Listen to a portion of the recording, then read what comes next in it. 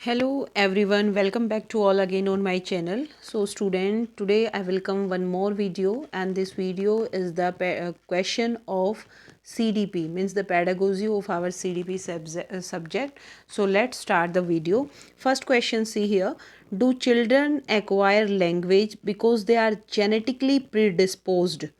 मतलब ये क्या कह रहे हैं कि जो चिल्ड्रन हैं वो लैंग्वेज को एक्वायर अर्जित इसलिए करते हैं क्योंकि उनमें आनुवांशिक हेरिडिटली रूप से ऐसी प्रवृत्ति होती है। ठीक है। और या उनके माता पिता प्रारंभिक अवस्था में उन्हें गहन रूप से सिखा देते हैं। यह जो क्वेश्चन है ये क्या शो करता है वो हमने बताना है। तो ये क्वेश्चन भाई नेचर और नर्चर की डिबेट को शो करता है कि नेचर का ज़्यादा रोल है या नर्चर का ज़्यादा रोल है, दोनों में डिबेट रहती है। तो नेचर और नर्चर डिबेट को ये क्वेश्चन शो करता है। नेचर होता है जो बायोलॉजिकल कैरेक्टर हम अपने पेरेंट्स से एक्वायर करते हैं थ्रू द जीन, और नर्चर होता है जिस भी एनवायरनमेंट में हम रहते हैं उस एनवायरनमेंट में रहते हुए हम अपने एनवायरनमेंट से जो भी अर्जित करते हैं वो नर्चर है। तो ये उनकी डिबेट को शो करता है। सेकंड देखिए, development of the capacity for abstract scientific thinking is a characteristic of which stage? You all know all these are the stages given by the Piaget in his theory of cognitive development. उन्होंने अपनी जो theory दी है cognitive development में उसमें ये 4 stages बताई हैं और बिल्कुल इसी सीक्वेंस में बताई हैं। सबसे पहली सेंसरी मोटर होती है, सेकंड प्री ऑपरेशनल होती है, थर्ड कंक्रीट होती है और फोर्थ ऑपरेशनल होती है। तो ये जो हमारी एब्स्ट्रैक्ट साइंटिफिक थिंकिंग होती है ये जब आती है भाई ये हमारी लास्ट की स्टेज में डेवलप होती है जो एडोलसेंस से आगे हमारी लाइफ टाइम चलती है। ठीक है। अब देखिए साइंटिफिक थिंकिंग एब्स्ट्रैक्टली जब आप सोचते हैं जो चीज़ आपके सामने नहीं है उन चीज़ों के बारे में आप सोच रहे हैं, आपको ग्रह दिखाई नहीं दे रहे लेकिन जो ग्रह चक्कर काटते हैं चारों ओर सूर्य के, तो उन चीज़ों के बारे में भी हम सोच पा रहे वो ऐसा होता है, फिर फुल मून डे आता है, फिर ऐसा होता है। तो मतलब जो हमारी थिंकिंग है ना वो मूर्त चीज़ों के साथ नहीं लग रही, ऐसी चीज़ों के साथ लग रही है जो हमारी आंखों के आगे नहीं है और हम सोचते हैं साइंटिफिकली उन चीज़ों के बारे में। तो ये सब हमारा फॉर्मल ऑपरेशनल स्टेज का कैरेक्टरिस्टिक है। क्वेश्चन नंबर 3 देखिए, a child reason you do this for me and I will do that for you, in which stage of Kohlberg moral reasoning would this child fall? आपने एक चीज़ notice की, हम जितनी भी video में मैंने क्वेश्चन कराए हैं घूम फिर के 2-3 थ्योरी से ही क्वेश्चन बार बार आ रहे हैं। तो इन थ्योरी को तो आप डिटेल में भी बहुत अच्छे तरीके से पढ़ के जाएं क्योंकि क्वेश्चन कहीं ना कहीं इन्हीं थ्योरी से पूछा जाएगा। मतलब एक बच्चा तर्क प्रस्तुत करता है कि आप ये मेरे लिए करें और मैं आपके लिए करूँगा। तो ये बच्चा कोहलबर्ग की नैतिक तर्कना की किस अवस्था में अभी है वो हमने बताना है। तो मैंने इसकी 3 स्टेजेस ऑलरेडी आपको बताई थी, उन 3 स्टेजेस के अंदर फर्दर 2 स्टेजेस थी। तो बच्चे का ऐसा कहना कि ये आप मेरे लिए करो मैं आपके लिए ऐसा कर दूँगा। तो इसका करेक्ट आंसर रहेगा भाई, एक तो देखिए इसके दोनों हो सकते हैं, इंस्ट्रूमेंटल पर्पस ओरिएंटेशन में भी ये आ सकता है और ये गुड बॉय और बैड बॉय, जो गुड बॉय गर्ल या गुड गर्ल का ओरिएंटेशन है, अच्छा लड़का अच्छी लड़की अभिमुखीकरण, उस स्टेज के अंदर भी ये आ सकता है। नेक्स्ट देखते हैं प्रोग्रेसिव एजुकेशन।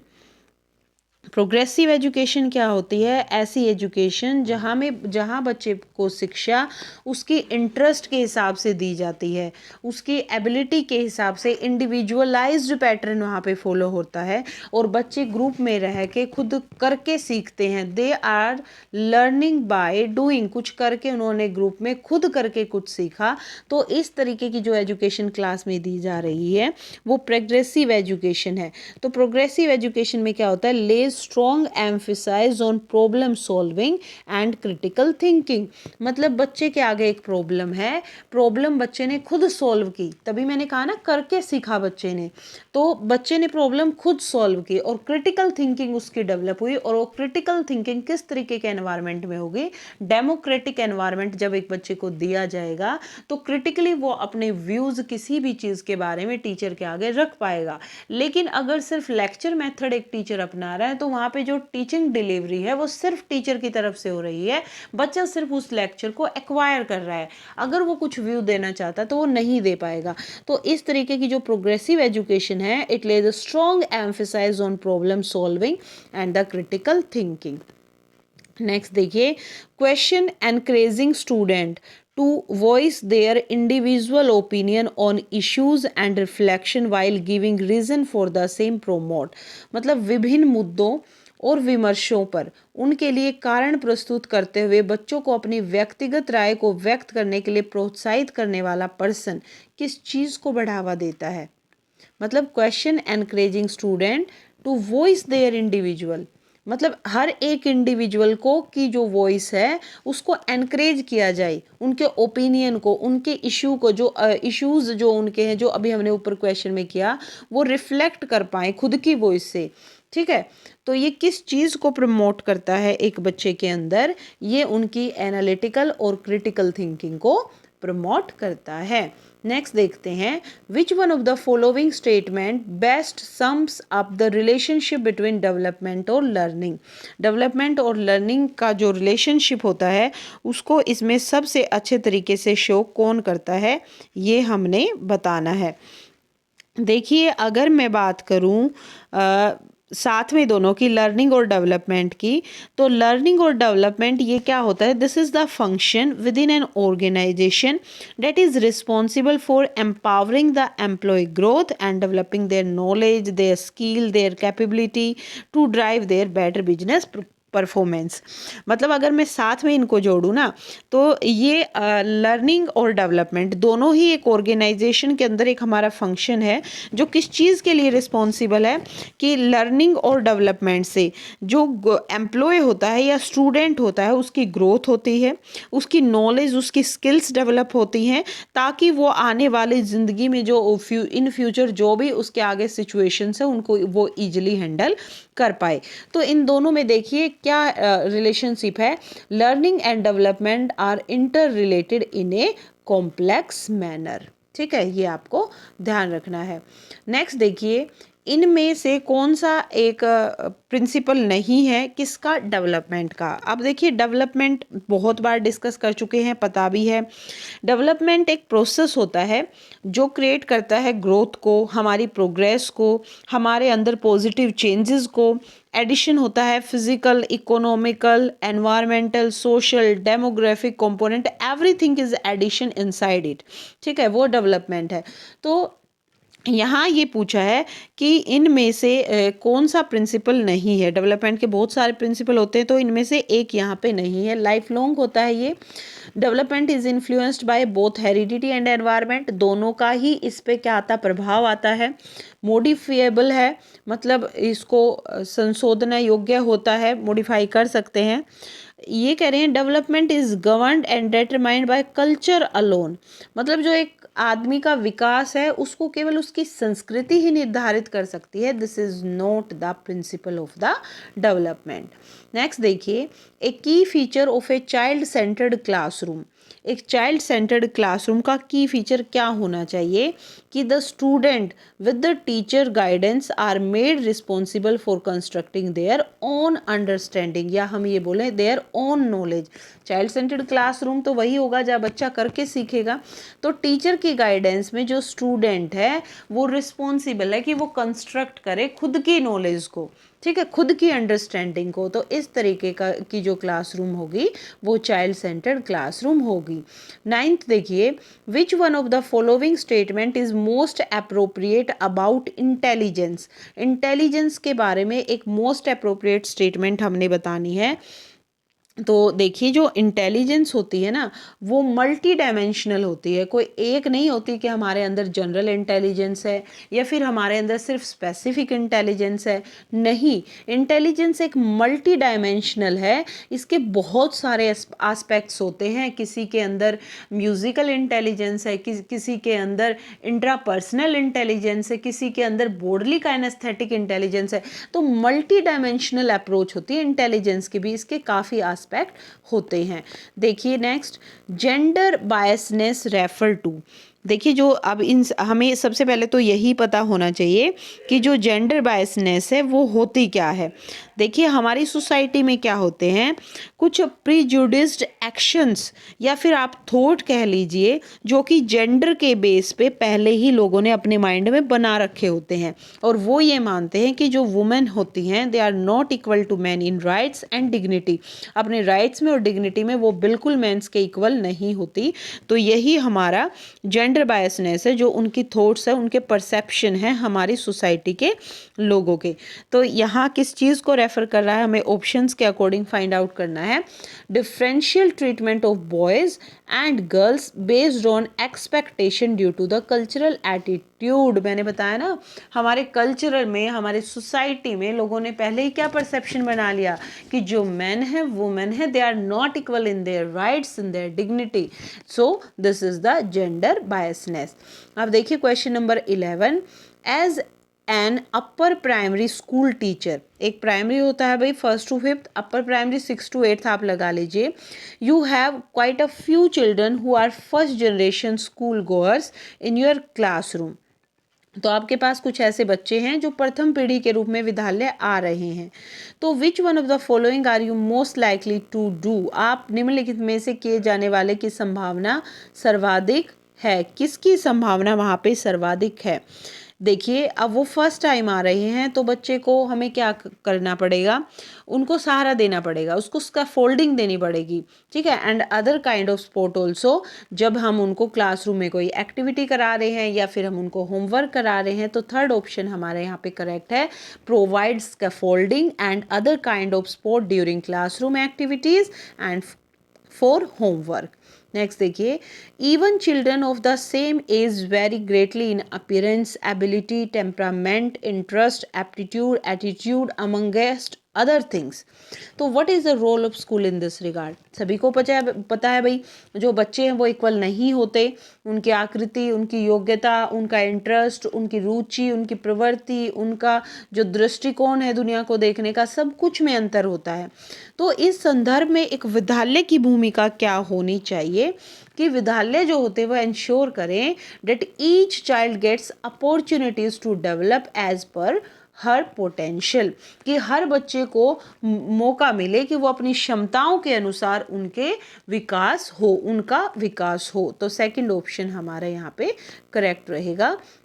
क्वेश्चन नंबर 13 देखिए, a teacher's most important role in an inclusive classroom. हमने बताया था समावेशी कक्षा वहाँ वो होती है जहाँ पे एक नॉर्मल और अब नॉर्मल चाइल्ड को एक साथ बिठा के उनके अकॉर्डिंग शिक्षा दी जाती है। अगर किसी को दिखाई नहीं देता, विजुअली उसको प्रॉब्लम है, तो उनके अकॉर्डिंग एक टीचर टीचिंग मेथड लेता है।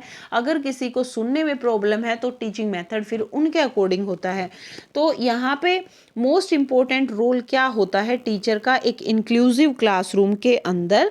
एक तो भाई वो इंश्योर करे that every child gets an opportunity to realise her potential. वो कब होगा, वो अपनी पोटेंशियल को रियलाइज कब करेगा, जब उसको जो चीज़ें क्लास में डिलीवर हो रही हैं वो उसको समझ आएंगी, और समझ तभी आएंगी जब हम टीचिंग मेथड बच्चे के अकॉर्डिंग रखेंगे।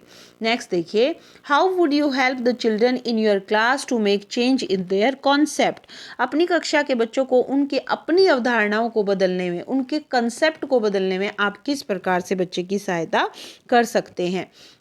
तो हम कैसे करेंगे, हम अपॉर्चुनिटी देंगे बच्चे को कि वो एक्सप्रेस करे खुद की अंडरस्टैंडिंग जो उसके उस कॉन्सेप्ट के बारे में है, ठीक है। तो अवधारणा जो बच्चे की है, कॉन्सेप्ट जो बच्चे का है, उसके बारे में बच्चा अपनी समझ को व्यक्त करे, ऐसा अवसर हमें बच्चे को प्रोवाइड करना होगा।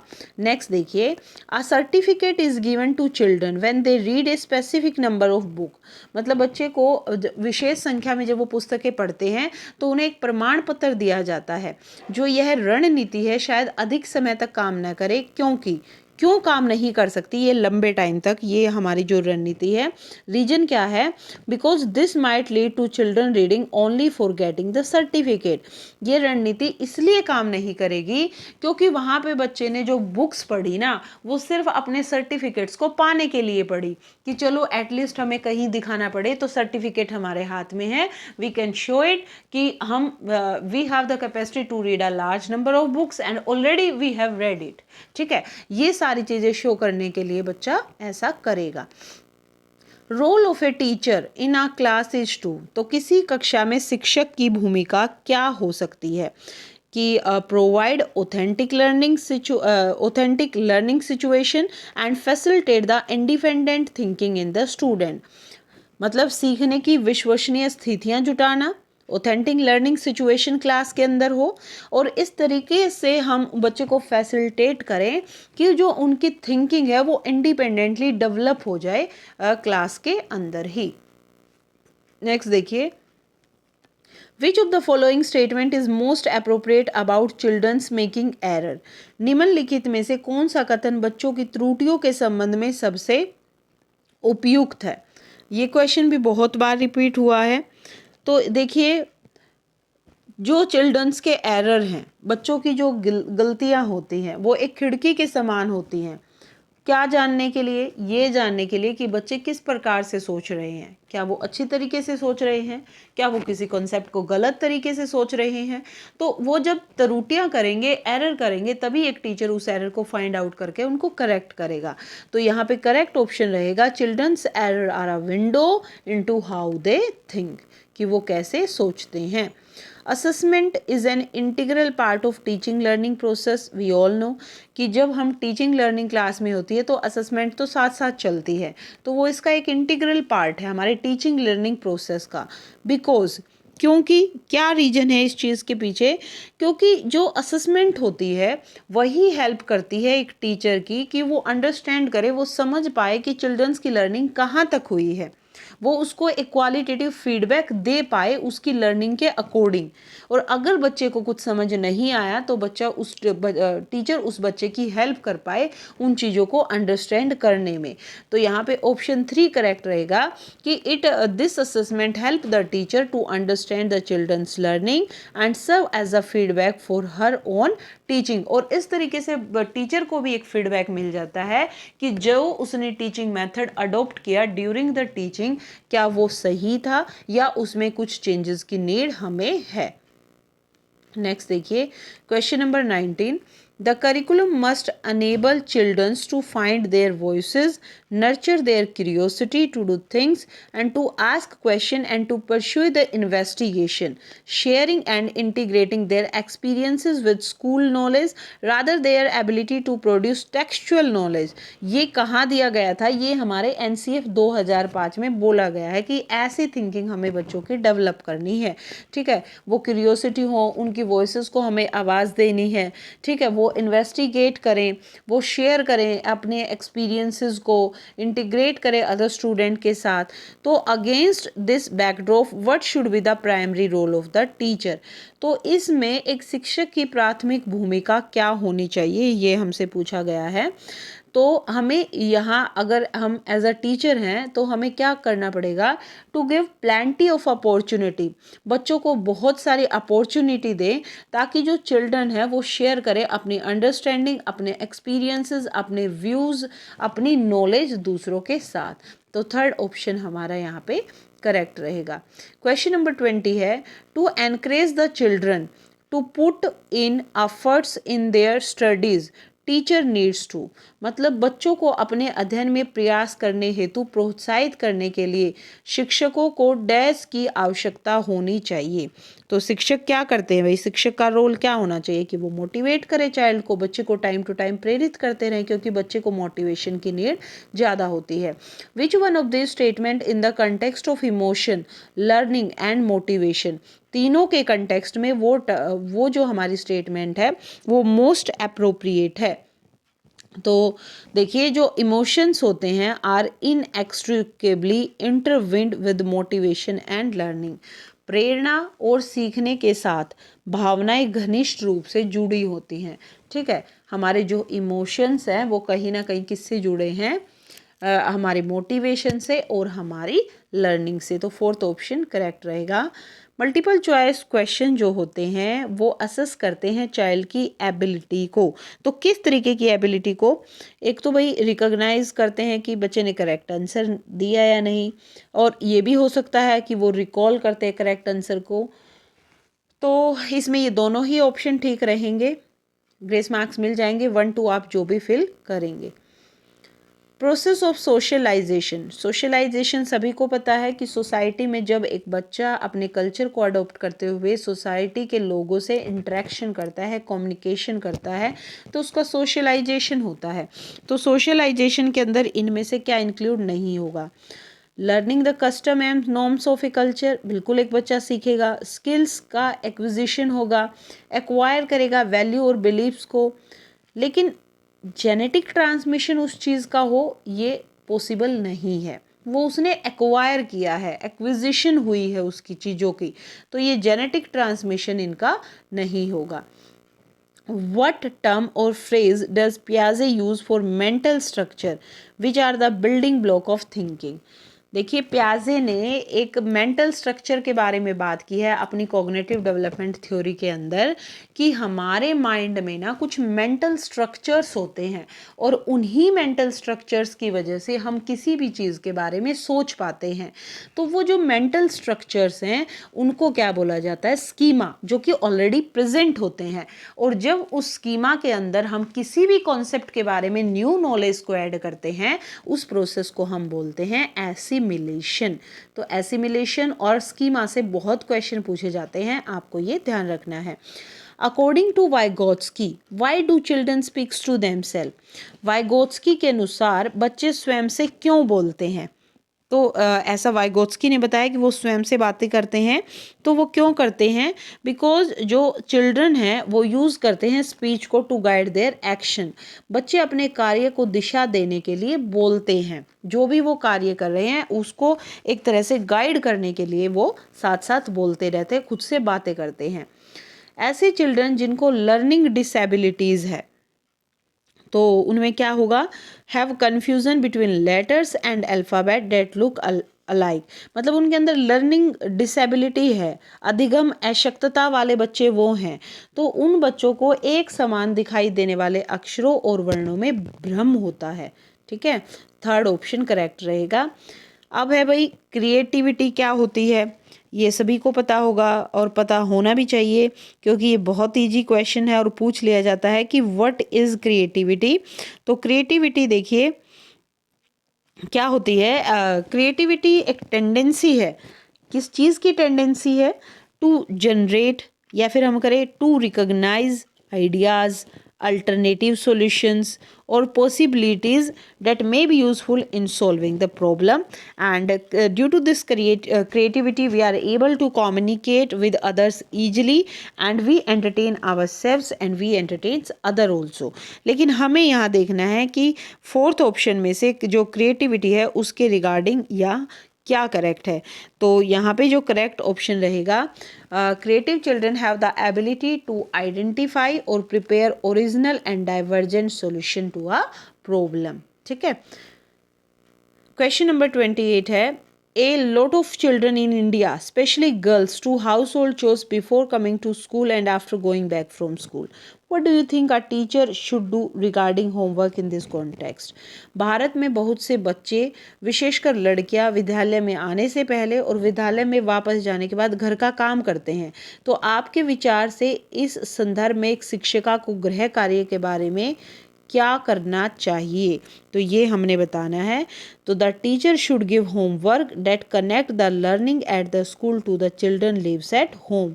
शिक्षिका को ऐसा गृह कार्य देना चाहिए जो विद्यालय में कराए गए अधिगम को बच्चों के घरेलू जीवन से, उनकी रियल लाइफ का जो रियल लाइफ से उनको जोड़े और बच्चा उसको बेटर वे से सीख पाए। इफ़ेक्टिव क्लासरूम, एक प्रभावी कक्षा में क्या होना चाहिए, ये हमने बताना है चार ऑप्शन में से। तो यहाँ पे the children look up to the teacher for guidance and support to facilitate their learning. मतलब इफ़ेक्टिव क्लासरूम कह लें या फिर प्रोग्रेसिव क्लासरूम हम बोलें, यहाँ पे टीचर का रोल एज अ फैसिलिटेटर होना चाहिए, एज अ गाइडर होना चाहिए, ताकि बच्चा अपनी खुद की नॉलेज को कंस्ट्रक्ट करे। 30 देखिए, presenting disconnected chunks of knowledge. मतलब हमने क्या किया, बच्चे के आगे जो नॉलेज को हमने प्रेजेंट किया उसको डिसकनेक्टेड चंक्स में प्रेजेंट किया। वो चंक्स आपस में कहीं भी कनेक्ट नहीं है, उनका रिलेशन आपस में नहीं है। तो इससे क्या होगा वो हमने बताना है। तो ये क्या करेगा, make it difficult for the learner to gain conceptual understanding. यहाँ पे शिक्षार्थियों के लिए अवधारणात्मक समझ को प्राप्त करना कठिन हो जाएगा।